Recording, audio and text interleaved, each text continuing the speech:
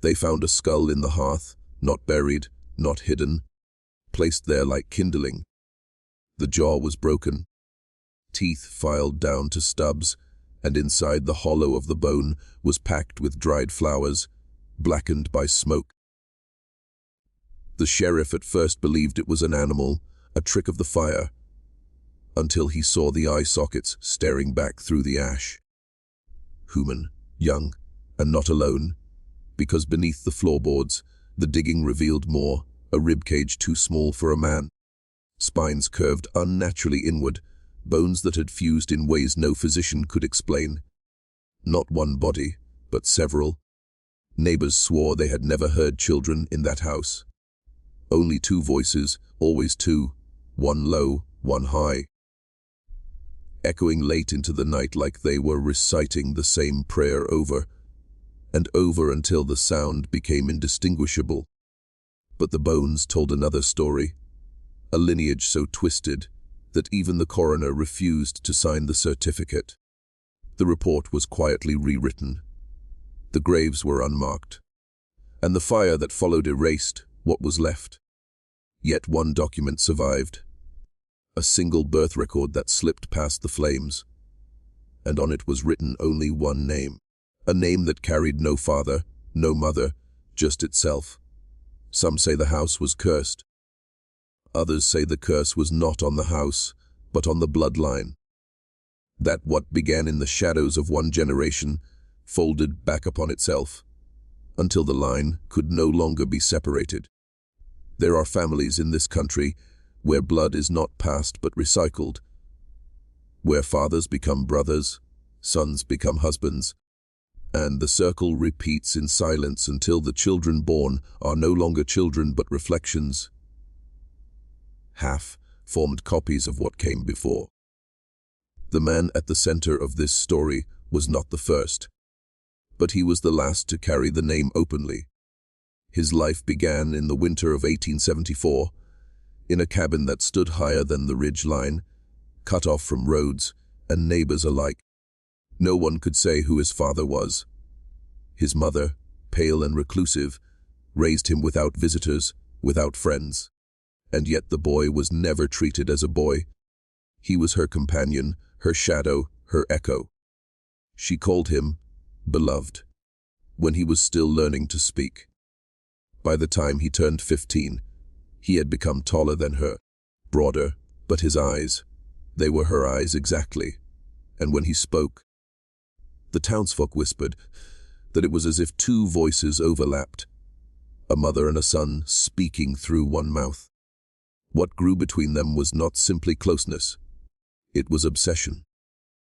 There are corners of this country where geography itself encourages secrecy. Valleys so steep that sunlight reaches them only at noon, ridges that cut towns off from one another like islands. Western Appalachia was such a place. The mountains were less landscape than barricade, and what lived behind them often stayed there for generations, untouched, unchallenged, uncorrected. Old maps list the settlement near that ridge as Grey Hollow. Today it doesn't appear at all. The roads are overgrown. Houses collapsed into their own basements, headstones shattered by frost. But in the 1870s, it was a working town. No more than 200 souls. A sawmill, a single schoolhouse. A clapboard church with its white paint flaking like dead skin. It was here that the family first drew notice. The woman, his mother, seldom came down from the ridge. When she did, she walked quickly, never meeting the eyes of strangers, always carrying double rations, flour, salt, dried beans, one for herself and one, they assume, for the child she kept hidden. But it wasn't only the secrecy that unsettled them. It was her voice, high, girlish, almost mocking, like a doll reciting lines it had been wont to say. The grocer claimed she never haggled, never counted her change, only smiled too long and whispered blessings that made the skin crawl. The children in town gave her a name, the Bride of the Ridge, though none had ever seen her wear a veil or a ring. In 1889, surveyors passing through noted the Elbridge property, though even then the name was uncertain. Sometimes written as Elric, sometimes Eldridge, had expanded. 4 small farms, each sold hastily, each abandoned without explanation. Families that had lived on that soil for decades packed what they could and left in a single night. Chickens left to starve in their coops, washing still hanging on the line. Not poverty, not foreclosure, fear. At the center of that new land was the house itself. Not a home, but a construction of obsession. 7 buildings fused together, corridors that bent back on themselves, windows boarded from the inside, mirrors fixed at angles that reflected nothing but other mirrors. The mailman refused to pass the gate. He said the trees leaned inward, as if drawn toward something buried at the center. And that was the year the boy first appeared, no longer hidden, 6 feet tall, hair dark as coal, barefoot even in winter. He spoke rarely, and when he did, his voice carried hers. Children said it was like hearing one throat sing in 2 notes. The mother stopped coming down from the ridge after that. But the boy began to use a new word for her. Not mother, beloved. The boy's name, when it surfaced in town ledgers, was written only once Jacob. No middle name, no father's surname, just Jacob. He was listed not as a child, but as head of household, age 21. Though everyone who saw him swore he could not have been older than 16. The census taker noted another inhabitant, a woman initials SE, age 52, but no relation given. Not mother, not wife, just present. It was then that the townsfolk began whispering of strange sounds rising from the ridge after dark.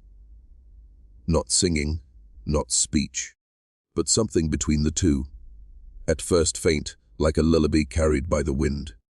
Then sharper, louder, overlapping voices that seemed to climb over each other, one male, one female, merging into one tone that made listeners cover their ears.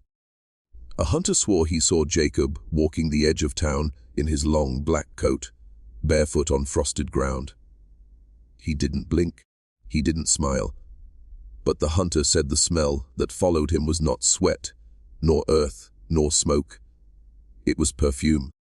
The exact perfume his mother had once worn. By autumn, Jacob carried a ring on his finger, handmade, carved from the very wood of the ridge. Etched into it were words that the local museum preserves to this day. To my life, from your birth, not a mother's gift, a wife's. And then the house changed again. Locals called it the Wum.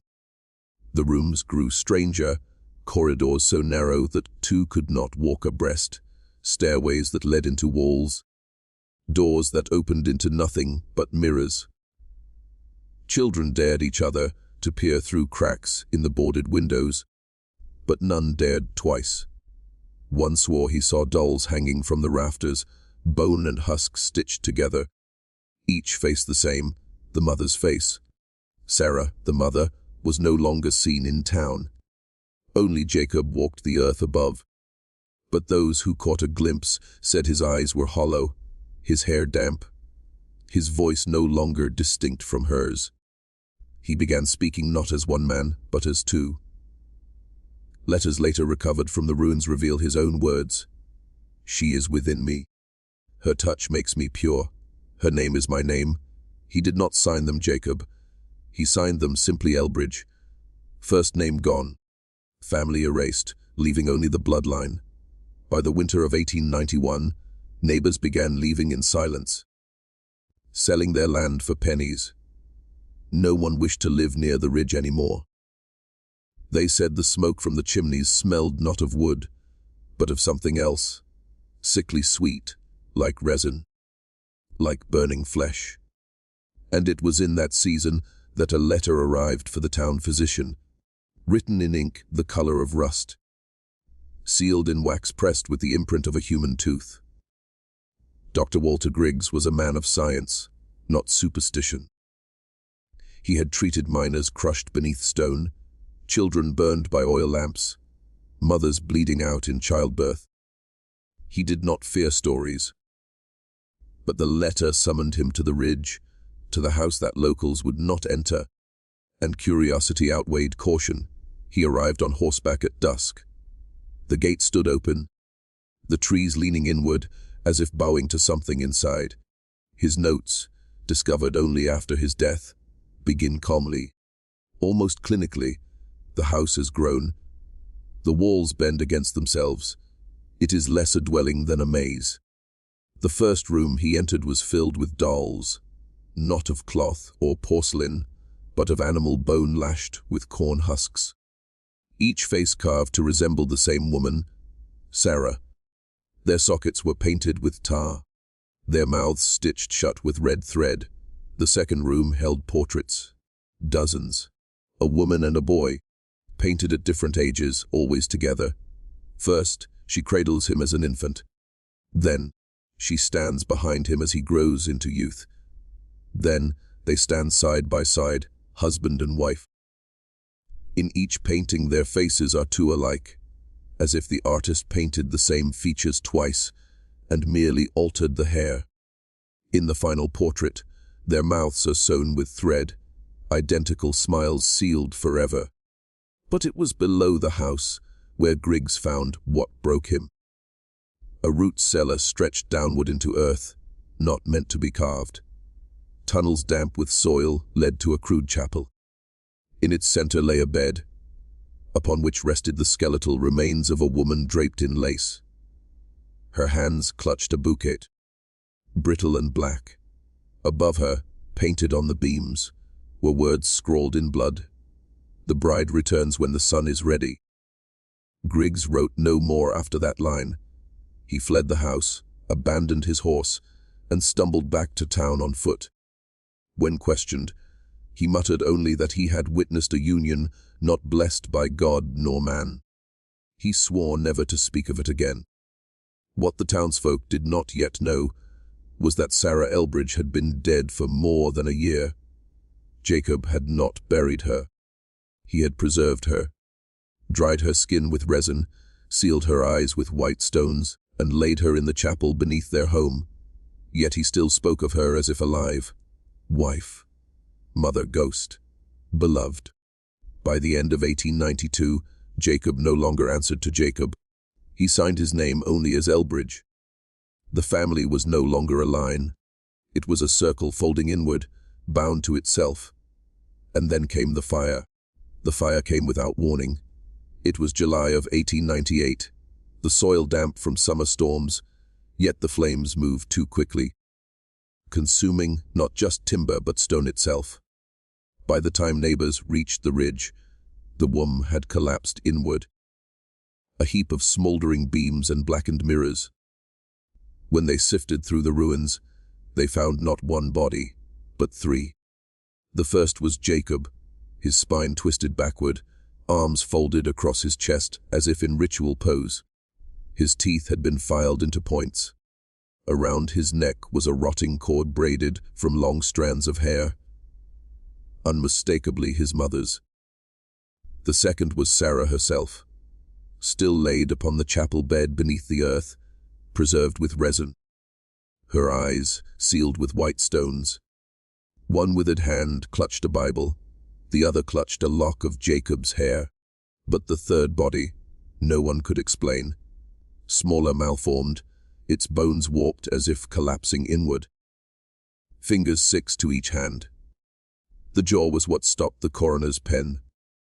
The bone structure matched Jacob's too precisely. The same crooked tooth, the same healed fracture from childhood. Not just blood relation, but repetition. A child fathered by Jacob, born of Sarah. The townsfolk whispered it aloud only once. Incest. Son and mother joined as husband and wife. A child born of that violation, half-formed. Living in the house of mirrors until the fire consumed them all. Some said Jacob himself set the blaze, ashamed, or believing that fire was the only absolution. Others said it was the town. men with torches eager to erase the blasphemy that had grown unchecked on their ridge. But if the goal was erasure, it failed. Because in the months that followed, a new name appeared in the church records. E. Jacobson, age 7, orphan. The boy was taken in by Reverend Clean, a man of brittle kindness whose own wife had died in childbirth, whose only son had drowned. He saw the orphan as providence, a second chance. But almost immediately, strangeness followed. The boy refused to sleep indoors. He built shelters of branches and cloth in the churchyard, saying the walls crushed the voices. When asked what voices, he answered simply, the ones that sing her name. He never spoke of parents, never asked where he came from. But he whittled a ring from wood, identical to the one Sarah had given Jacob decades before, and he wore it constantly. By winter, Reverend Clean began keeping a journal. At first, simple notes, drawings, sleepwalking, muttered words in languages unknown. But by February, the entries became frantic. He does not age. His face shifts. When he speaks, I hear two voices. He calls me father, but in a way that makes me feel less than him, as if I were the child. The Reverend tried to keep the boy close, tried to convince himself that what he saw was grief twisting his perception. But the entries in his journal betray the truth. By March he wrote, at times, when the boy sleeps, his smile is that of an old man, and when I lean near, I hear a whisper, not from his mouth, but from the walls themselves. A woman's whisper, calling him beloved. Then came the storm. One night, lightning cracked so close that the church bell rang without a hand to pull it. Rain poured in sheets, and the Reverend awoke to find the boy standing over his bed, soaked, barefoot, smiling. In his hand was a piece of paper, charred at the edges. The ink was smeared, nearly gone, but one phrase remained legible. The bride returns when the sun is ready. 3 nights later, the Reverend's house burned to the ground. His body was found in the cellar, positioned precisely as Sarah had been, hands folded over his chest, eyes covered with small stones, lips stitched shut with black thread. The boy was gone. No tracks in the mud, no footprints in the ash. Only a final message, scratched into the boards of the crude shelter he had built behind the church. She came back, not as before, but as fire, and she took me in her arms. After that, the name Jacobson vanished from the records. The church books where it had been written were destroyed in a flood in 1911. And those who still remembered began referring to the ridge by a new name, the burned place. They told their children not to walk there, not to speak of the family, not to ask questions. But silence is never perfect. A pattern remained. By the 1930s, government men came through the mountains, tasked with mapping the land for new electric lines.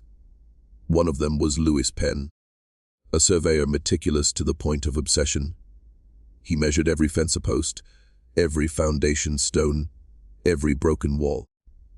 And that is how he came to find the well at the top of the ridge. The cover was rotted, half swallowed by weeds, but beneath it were not waters.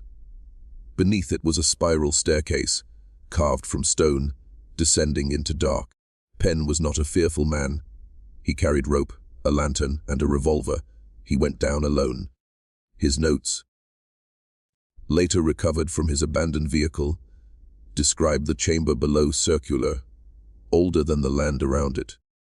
The walls lined with mirrors, all cracked through the center, reflecting endlessly into themselves. And in the middle, a child-sized chair. The chair was small, carved from wood blackened by age, positioned as though waiting for someone who had just stepped away. Penn's lantern light flickered across its surface, revealing something carved into the seat. Grooves, deep and deliberate, shaped not like letters, but like circles folding inward until they vanished at the center. On the walls, painted in that same faded rust-colored pigment, were the words he had not expected to see. The bride returns when the sun is ready. Next to the chair lay a ring. Penn described it carefully in his notes hand, carved, wooden, worn smooth by years of touch. Inside was a single name burned into the grain: E. Jacobson. He pocketed the ring. That was his mistake. The rest of his notes unravel into fragments, his handwriting increasingly frantic. It knows my name. It watches from the mirrors. 2 voices, one high, one low, in the margins. Almost scratched into the page, 3 final words: she is here. Penn never returned to his work camp. His horse was found tethered at the ridge, but his lantern was discovered 5 miles away, still intact. His revolver surfaced weeks later in a creek, rusted but loaded. He himself was never seen again. The government quietly closed the file, stamped it as unresolved, and rerouted the electric lines around the ridge. Locals claimed the birds would not fly over it, that hunting dogs went mad if led too near. At night, they said, if you stood still, you might hear faint music from the earth. Not melody, not hymn, but the low overlapping hum of 2 voices speaking the same name. Decades passed. Memory thinned. Children grew, moved away, and the ridge slipped from common maps. But in the late 1970s, its story was unearthed again, not by locals, but by a graduate student from the University of Virginia. His research began with folklore, harmless at first. But in a church attic, tucked inside a cracked family Bible, he found a single clipping. The name Elbridge, presumed dead in a fire 1898. The article was short, dismissive, but the student began to trace it. He mapped old land deeds, missing person reports, burned foundations that appeared every few decades. When laid together, the pattern chilled him. Disappearances spiraled outward, always circling the ridge, as if something radiated from its center. In his notes, later found scattered across his dorm room floor, he drew sketches again and again: a woman in a wedding veil, face blank, eyes filled with hair. Beside her, a boy. In each sketch he aged, until the last where the boy and the woman were the same. 2 figures hand in hand, mouths sewn shut, rings on every finger. He wrote one final line before vanishing on a hiking trip in 1981. The blood runs backward. She births what she marries, and he marries what he births. By the 1980s, the story of the ridge had almost fossilized into campfire folklore. Hunters muttered about the bride's fire, and teenagers dared one another to spend a night among the charred stones. Most who tried came back shaken, claiming to hear whispers, see their own reflections, move in ways their bodies had not. But some did not come back at all. It was one such dare in 1987 that brought the story into police records again. 4 teenagers entered the ridge. Only 2 returned. The survivors, both girls, arrived at the sheriff's office barefoot, clothes torn, hair filled with ash. They could barely speak. One repeated the same phrase over and over. She was waiting in the chair. She was waiting in the chair. The search party found nothing but the well, now sealed with fresh boards. No bodies, no blood, only 4 rings left neatly in a line upon the cover. 1 for each of the teens who entered. The 2 survivors swore they had not placed them there. The incident was written off as hysteria, the missing boys presumed runaway. The girls were sent away for treatment and never spoke publicly again. But the file lingered in the sheriff's desk, and years later, his grandson found it, read it, and decided to dig deeper. His name was Aaron Miller, and in 2003, he created an anonymous web forum dedicated to lost folklore and unsolved Appalachian mysteries.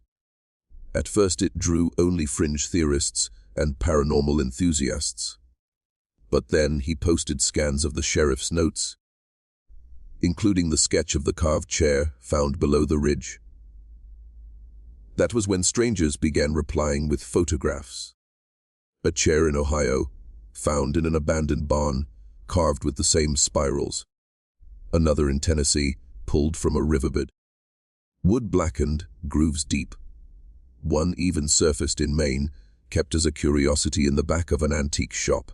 Each bore the same mark, circles folding inward, and worse, each was paired with vanishings. Children, mostly, a boy in 1946, a girl in 1962, two brothers in 1974. The thread grew, dozens of witnesses adding scraps, and a picture formed that was bigger than the ridge. The Elbridge family's curse, or pact, or hunger, was not buried in one house. It had scattered like seeds, chairs planted in soil across the country. And wherever they surfaced, the same signs appeared: rings carved from wood, pairs of voices humming loud, fire that burned without smoke. Aaron Miller's last post was in 2006, a blurry photograph of a mirror left in the woods, cracked down the center, reflecting not just the trees but a figure in a veil. The caption read, "I think she found me." His account never logged in again. The present always pretends it has escaped the past.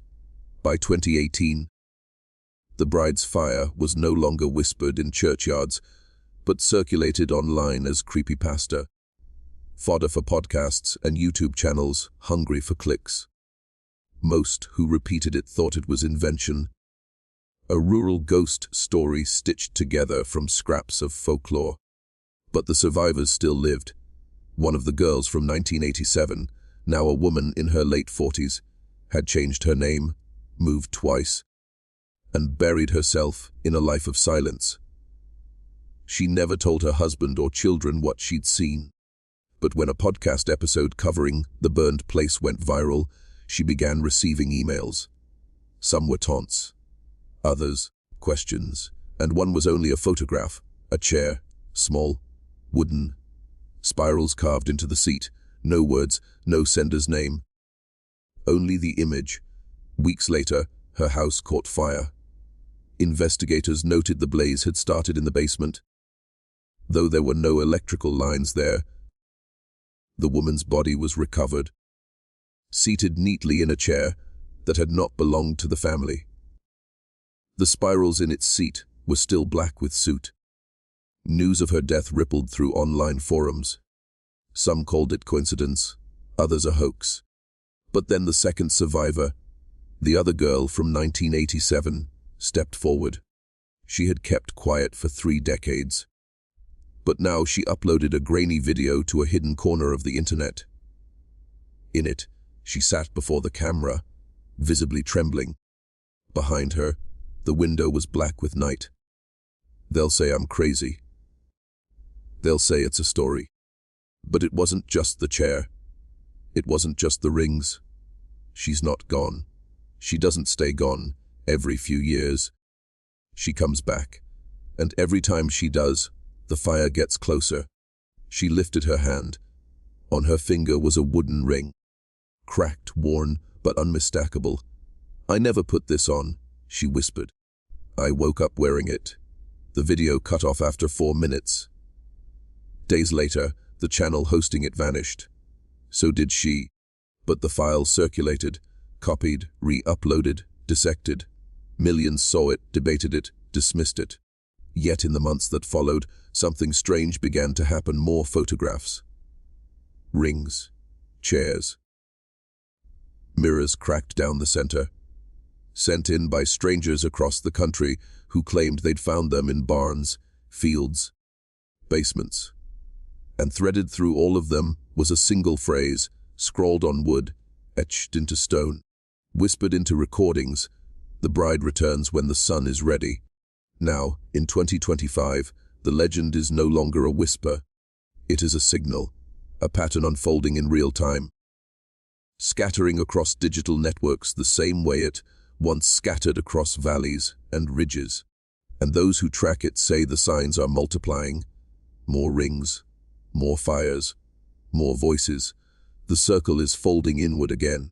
By 2025, the story was no longer confined to fringe forums or late-night podcasts.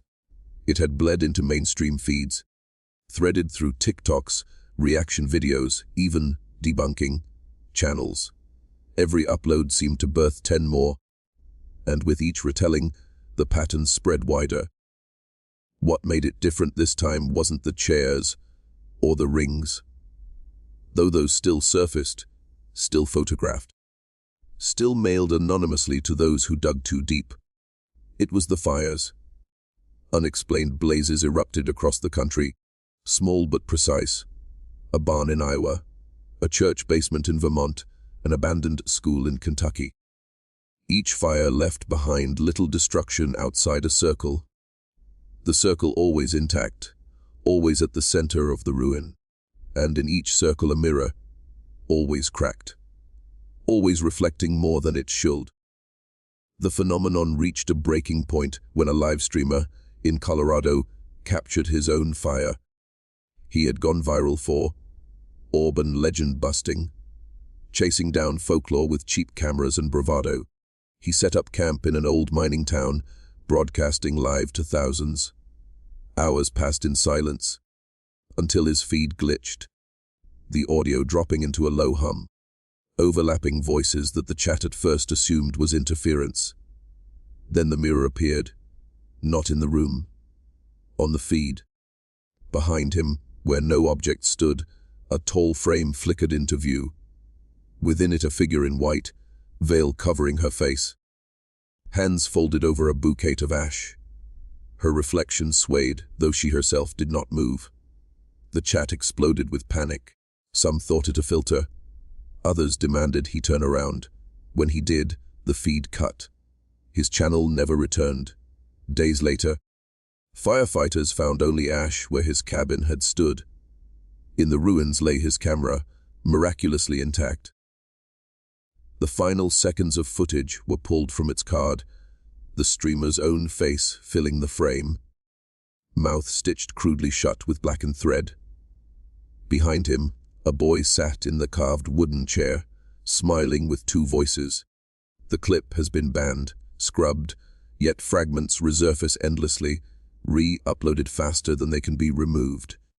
Each time, someone swears they see something new, a ring on their own hand that wasn't there before, a voice in their headphones whispering a name they refuse to repeat. The warnings now spread as quickly as the legend itself. Don't watch the video in darkness. Don't wear a ring you didn't buy yourself.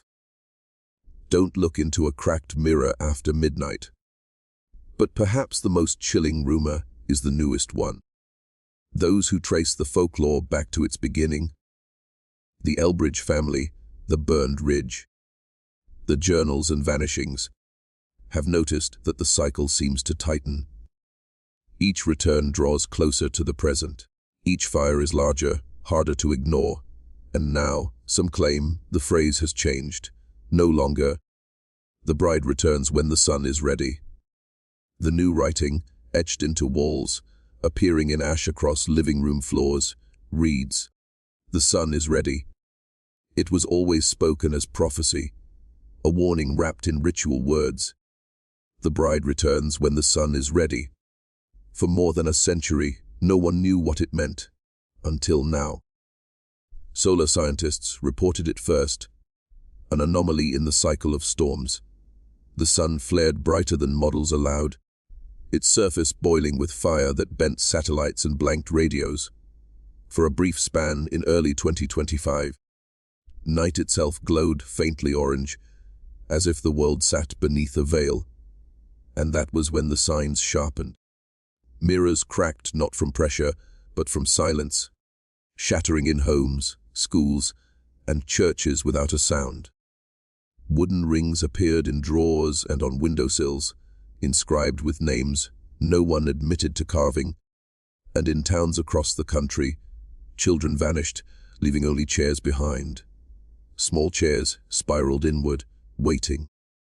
The fires became different too. No longer random barns and forgotten basements. Now they moved through cities, consuming only apartments, only houses where families lived close, where bloodlines gathered under one roof. Each blaze left one unburned center, a pair of figures seated in a mirror that survived the flames.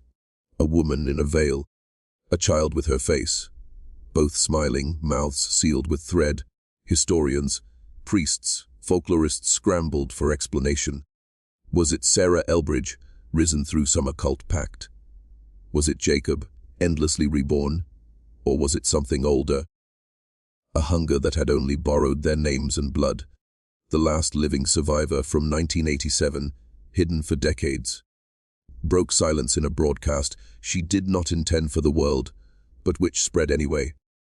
Her voice was raw, torn with fear. It isn't about ghosts. It isn't about sin. It's about a circle. She isn't a woman. She isn't a mother. She's a wound. She doesn't haunt us. She remakes us. Every birth, every marriage, every death, folding into her. That's why the fires come. That's why the mirrors break. She isn't waiting anymore. The sun is ready. And now, the screen glitched.